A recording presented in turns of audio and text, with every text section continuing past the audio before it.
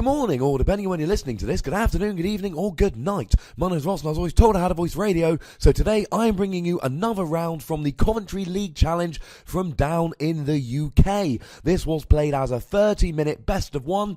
It is in the standard format, and unfortunately Fates Collide, though released, is not yet legal, so we are playing X and Y to breakpoint. 30 minutes, best of one, X and Y to breakpoint. Grab yourself a nice cold beverage or warm beverage, we don't discriminate here, and enjoy. Okay, ladies and gentlemen, so on the left we have got Luke Kirkham. You saw him in the previous round playing Scizor, or Mega Scizor I should say, and you know what?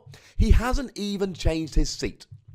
On the right we have Siobhan Butcher, who is, I believe, very, very close to his world. No, he actually got his world's invite at the previous league challenge the previous weekend. So both the players you're watching here, and it's a small league challenge, I'm going to be honest about that, it is a small league challenge, but what you're seeing here is two Worlds players, and in the previous round you saw one Worlds player and one, I'm pretty close and I would have got there if I can't be able to go into details, but if I was going to Worlds I'd have my invite, put it that way.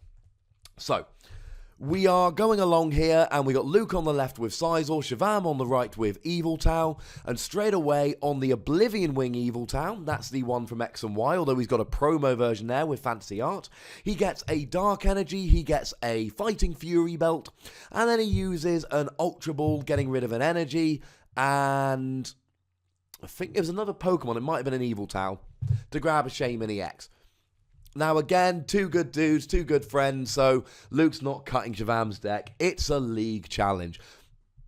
I mean, Luke at this stage has over 800 championship points. The only way, if Luke wins this league challenge, he gets 3 points today.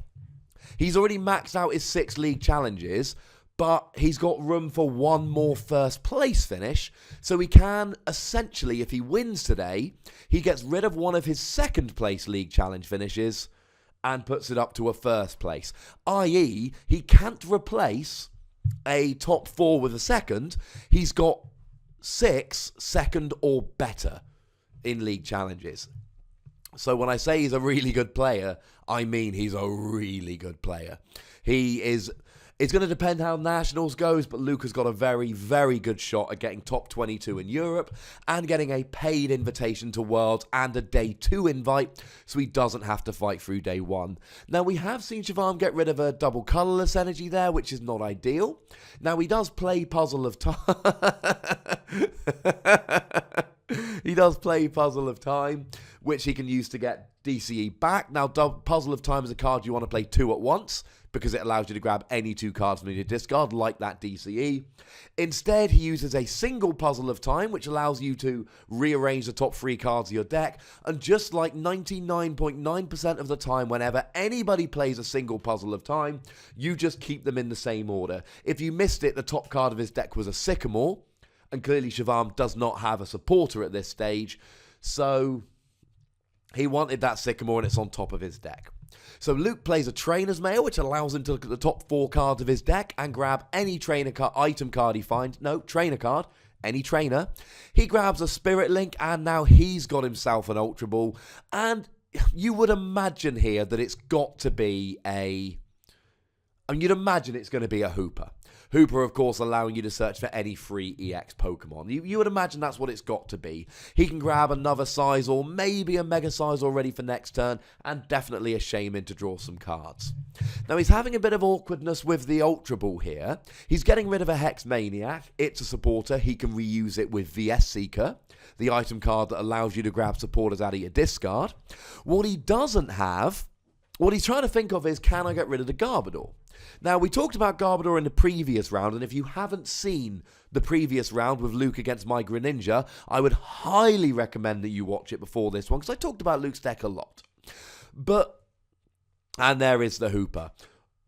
Does he need the Garbodor? Well, Garbodor turns off abilities, but you look at Siobhan's deck, it looks to be Yveltal rather than Darkrai, so maybe he's playing a Gallade and he's going to have that Premonition ability. There's a chance of that.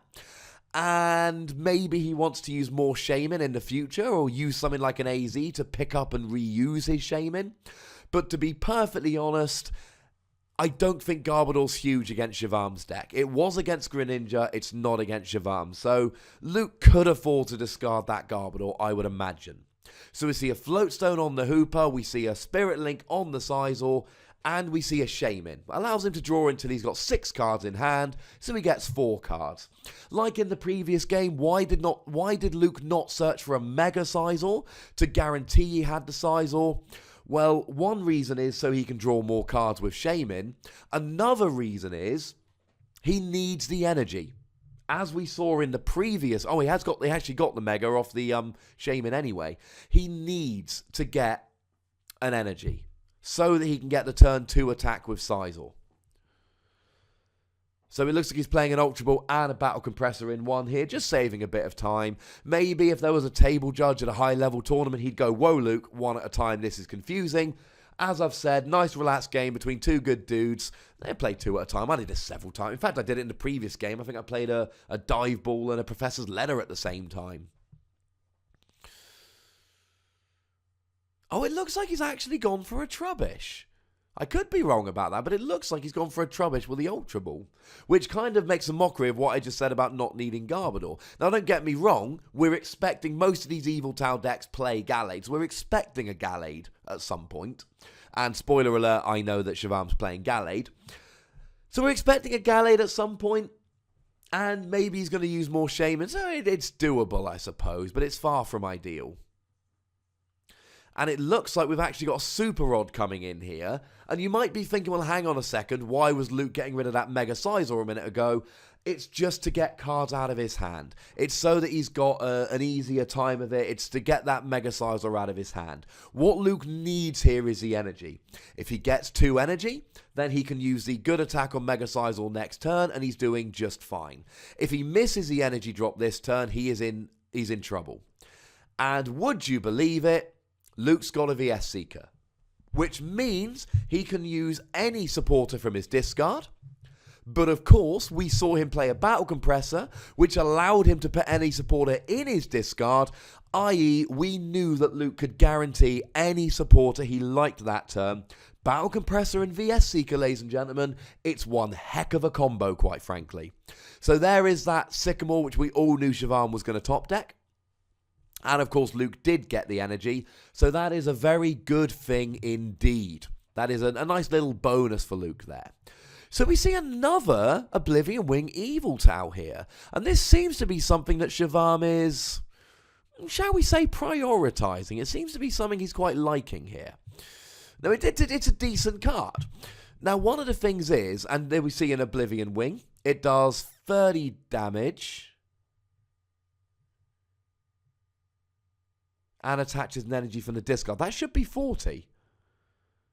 Should be 30 damage base. Add 10 for the Fighting Fury bout. That should be 40. And I'm pretty sure there's no resistance going on there. I mean, as always, ladies and gentlemen, if I've missed something, please do pop it in the comments. But as far as I'm aware, that should... Now, Luke does play, and I don't think it's in play. Luke does play a supporter... a Stadium, which the Reverse Valley, which reduces damage done to Scizor by 10. But, oh, I'm being an absolute idiot, ladies and gentlemen. If you've already put it in the comments, I'm there. I forgot about Scizor's first attack, Steel Wing. 20 damage, and during your next turn, any damage done is reduced by 20. I do apologise. I've got it in my head so much that he's using Scizor's second attack that I forgot that Scizor EX... actually had a first attack. So my apologies, very silly of me. So Shivam did 30 damage, plus 10 for the Fighting Fury belt, minus 20 for the attack from Steel Wing, and there we have 20 damage. So I'm glad we got that cleared up. I'm a little bit happy right now. I don't like it when I miss obvious things. Sometimes I do wish I had a co-commentator more often, like those... Like those videos I've done with Nick Pierce in the past. That would be quite nice. Unfortunately, I do not. So I'm going to make the odd mistake here or there, but I like to think I correct myself more often than not. So Mega Scizor comes in. He does his attack for 120 damage, which puts Yveltal EX up to 140, which should not be enough to get a KO. But of course, we all saw that Luke played a VS Seeker there to grab a Zerosic from his discard pile, which allows him to discard a special energy or tool attached to any Pokemon, yours or your opponent's, uses it to get rid of Shavam's Fighting Fury Belt, and he takes the KO. Which is important, because if Shavam gets enough energy on Yveltal EX, he is going to run through Luke's Scizor. And you might be thinking, well, what about the Fighting Fury Belt on the Yveltal? Luke's doing 120 damage, which means he's 2-hit KOing whether there's a Fighting Fury Belt or not. And he's nowhere near 1-hit KOing whether there's a Fighting Fury Belt or not. So it doesn't really matter. So we see a Battle Compressor, and there is the Gallade, and there is the Maxie's Hidden Ball Trick. Again, the way this works, for those of you that haven't seen it before, it is Shavam is going to want to use VS Seeker to get Maxie's Hidden Ball Trick. And then Maxie's Hidden Ball Trick can only be used if it's the only card in your hand. At which point you put a fighting Pokemon from your discard onto your bench and draw until you have 5 cards in hand. I.e. you draw 5 cards, because at that stage you will have an empty hand. So here, what's he going to go for? Is he going to go for the Evil Ball? No, he is going to go for Y-Cyclone. Does 100 damage and allows him to move an energy onto one of his bench Pokemon. And he moves a DCE onto Fright Knight Yveltal, which does 60 for free energy, 60 to the active, 60 to a bench DX. Clearly, looking at Luke's board here, 60 to that active Scizor, or Mega Scizor, quite nice. 60 to a bench Shaman, quite nice. Something he's going to want to do here quite nicely indeed. Now, the other thing you can do with that, especially against a deck like Luke's that isn't playing double colourless energy, that Hooper EX has a retreat cost of 2. So one thing you can do is use a Lysander to bring it in the active. Fright Knight Yveltal's ability says we turn off all tools. And then you can basically stop. You can hold that Hooper in the active, 60 to the Hooper, 60 to the bench. 60 to the Hooper, 60 to the bench. Now we see that Luke plays an AZ, which he could use to get the Hooper out of the active. And we know that Luke plays Hex Maniac, which you can play to turn off Fright Knight Yveltal's ability, and hence turn on the Floatstone. But still, it forces your opponent into an uncomfortable position where their supporter for the turn has got to be something to combat Fright Knight Yveltal. And that is, to be honest with you, pretty nice. It's very, very good. I've had a few games where my plan is, and you could have seen in I think it was a game from Cornwall Cities where I played Garchomp. One of the more popular commentary videos I've done in the last few months. And I was playing Garchomp against I believe it was an Yveltal deck? Or a Mewtwo deck, or something like that. It was against a Mewtwo deck, that's right, and I was drawing pretty badly. So I used a Lysander to bring Hooper into the active. My opponent didn't have an AZ, and I just stalled it in the active, because I used the attack on the Gabite, which stopped it retreating. Sand Tomb, I think it's called.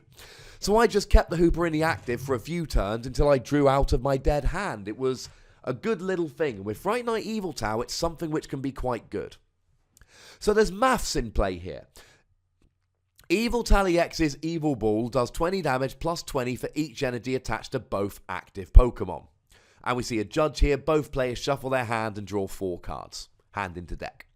So here we got 4 energy. That's 80 damage. Plus the 20 base damage is 100 damage. Plus the 10 for the Fighting Fury Belt is 110 damage.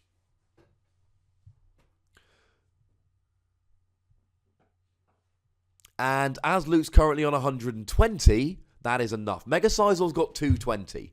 So without the Fighting Fury Bout, it would still be a KO, but only by 10 damage. As it is, he's got enough to get the KO here. Sorry, it would be exactly a KO. It would be exactly a KO with the Fury Bout. He gets it by 10 damage.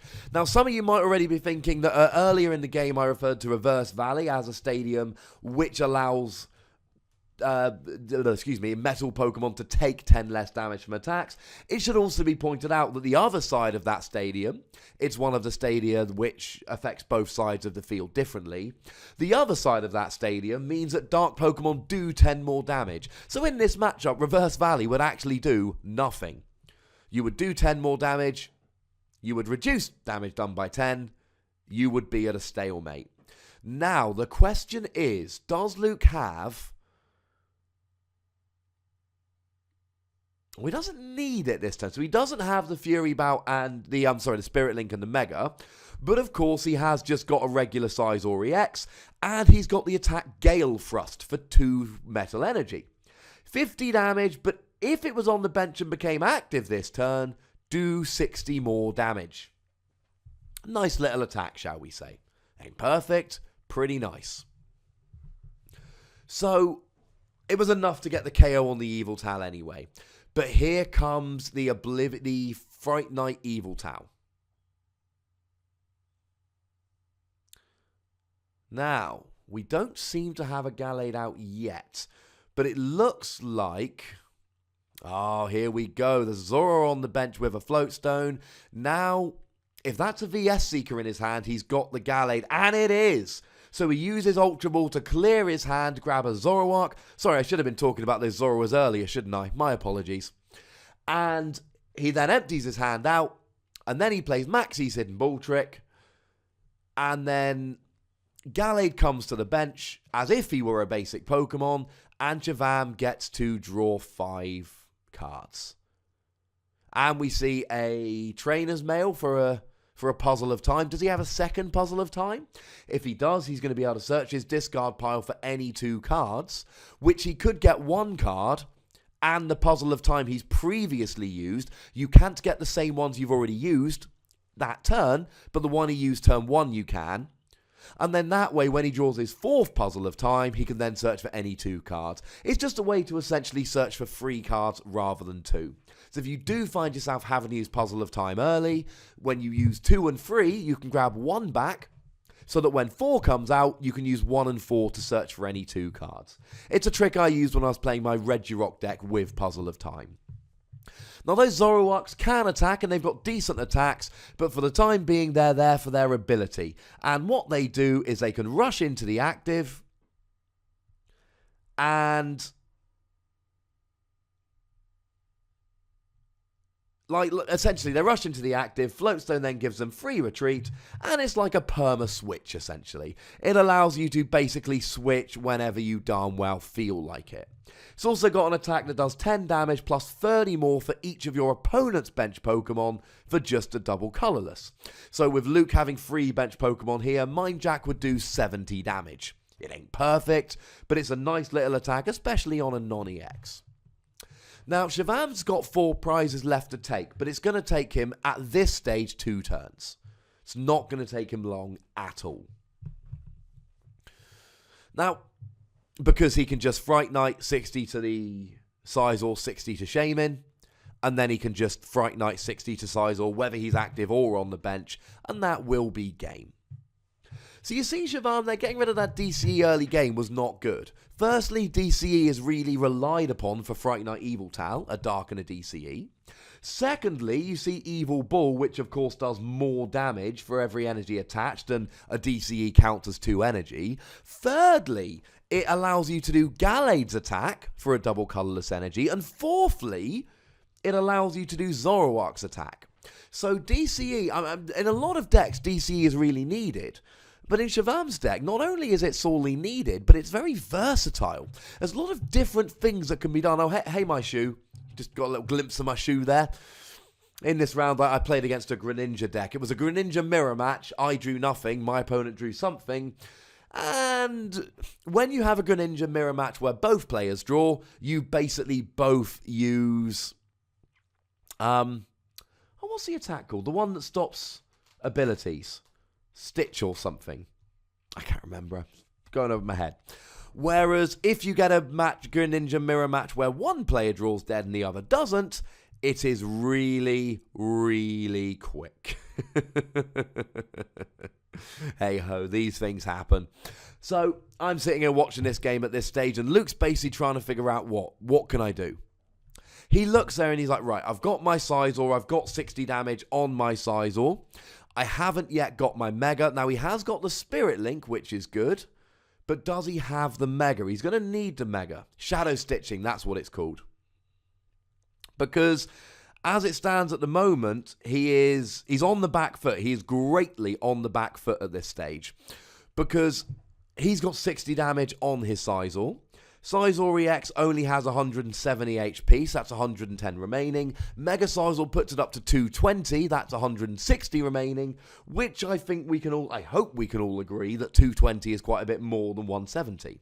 You could even say, if you were feeling a little bit crazy, that it's 50 more. Now, as it stands, yeah, Shivam is fretting a KO next turn. Shivam needs only a DCE and a supporter of any description to get a KO next turn.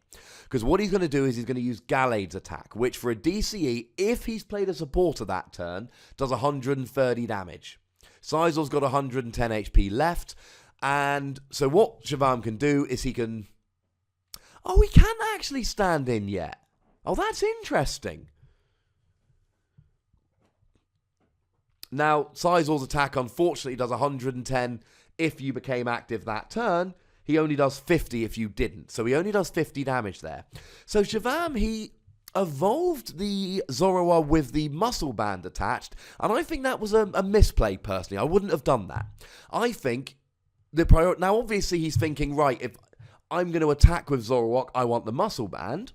But he could also have been thinking, well, hang on a second.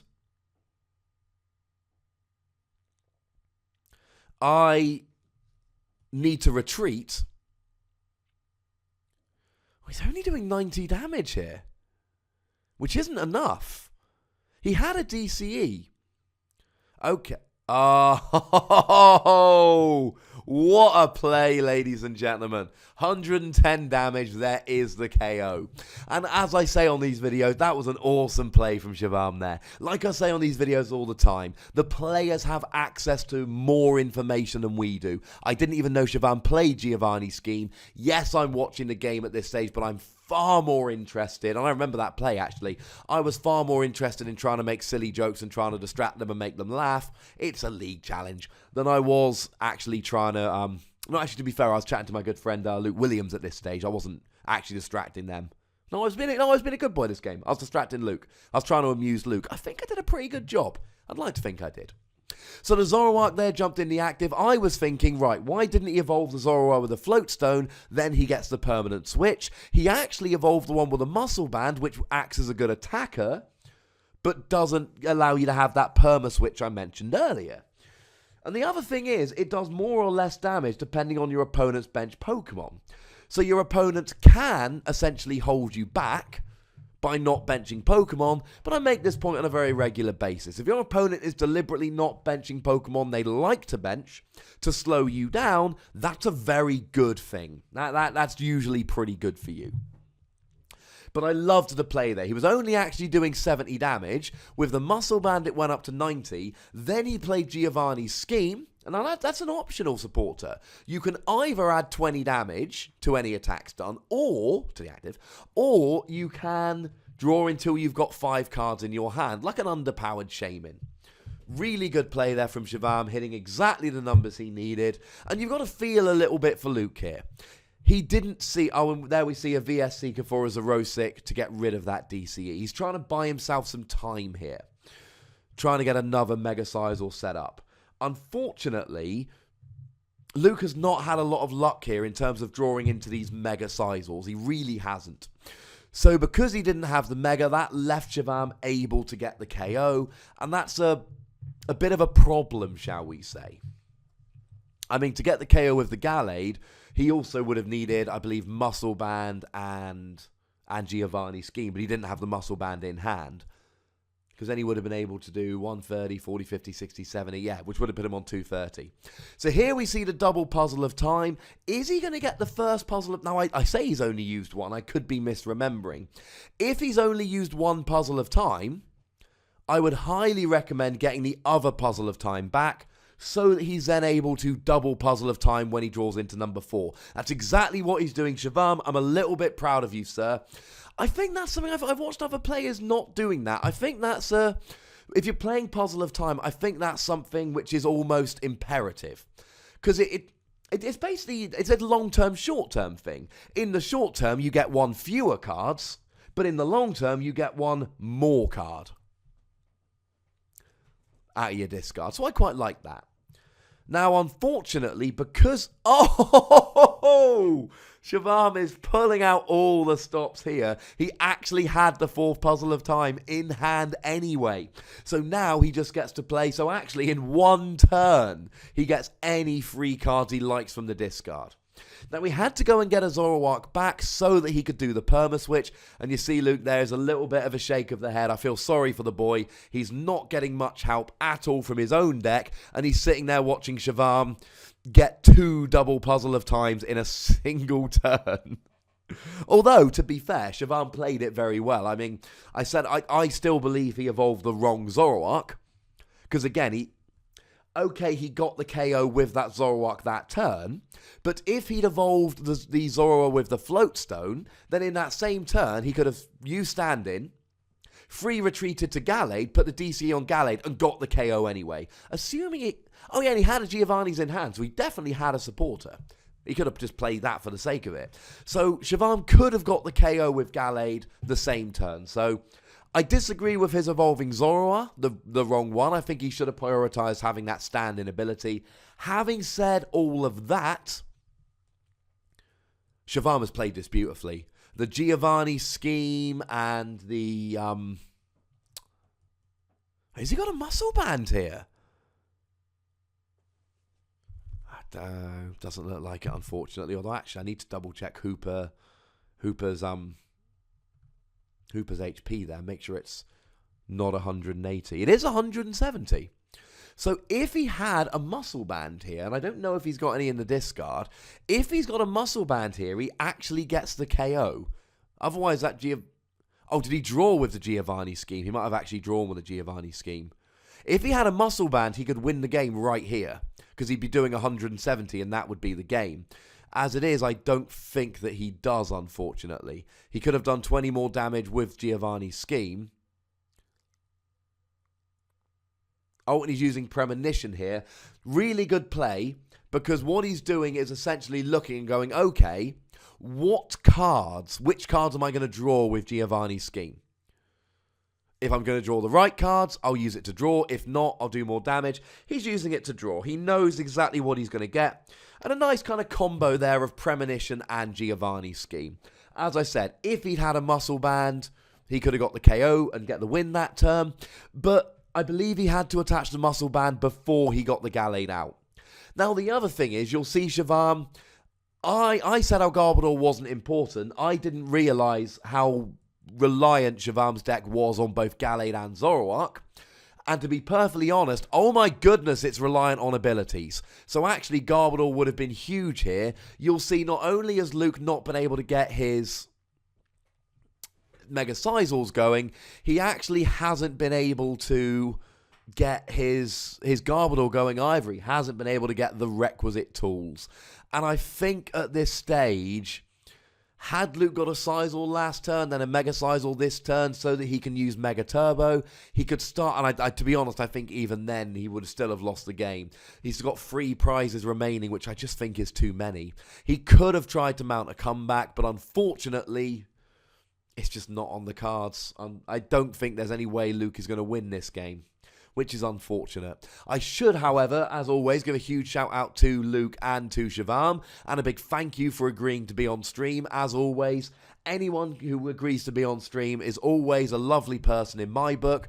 It means that I get to commentate these games, which happens to be one of my very favourite things in the world. As sad as that might sound, it genuinely is. And it means that you lovely people get to watch this. So I'm all in favour of people being on stream. And if everyone turns around and goes, I'm not going on stream, I don't get to commentate, you guys don't get to watch this. So Luke's figuring out here, right, I'm not going to win the game. And this is what you see from really good players. I can't my main strategy is gone. My strategy of trying to make sure I'm going to take 6 prizes for my opponent, that strategy is out the window. Okay, fine. What can I do about this? And what he's doing is thinking, right, can I deck him out? And honestly, probably not. Here's the thing. That Hooper EX has less than 60 HP remaining. And that Fright Night Yveltal does 60 to the active and 60 to a benched Pokemon EX. Now, I mean, Luke could put the Garbodor active, I suppose. And that would get KO'd, but Shivam will take 1 prize, not 2. If he puts the Shaman active, Shivam just needs to play a supporter, and then he KOs the Shaman. But Luke has got to get that Hooper EX off the field. If that Hooper EX stays on the field, it is going to be KO'd next turn. It is guaranteed that Shivam is going to get the KO with Fright Night Yveltal. Now, there is a possibility of Hex Maniac here. Maybe trying to stop Shivam going and, getting all of these things going. So we see a Sycamore here from Luke's trying to get something going. No, I was just thinking maybe Gallade's retreat cost is free.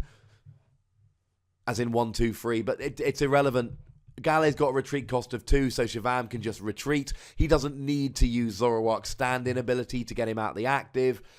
If Shivam's got a Lysander, he can KO the Shaman for the win this turn. Okay, there goes the Floatstone, but it's still too little too late. Now, he retreats into the Trubbish, but all Shivam needs to do is just manually retreat. And there we go. KO with the Fright Night Yveltal, and that is the game. A valiant effort from Luke there. He did not always have the luck of the draw in that game. There wasn't much he could do, but he tried. I think we saw some really high level play from Shivam there, and it seems like Shivam's got a pretty gosh darn good deck. So thank you to those chaps for agreeing to be on stream, and thank you to you guys for watching. You know the deal. Click that like button. It will take but a second. Comment if you want to say hello or call either the players or myself idiots. Although try and be nice. I like positivity.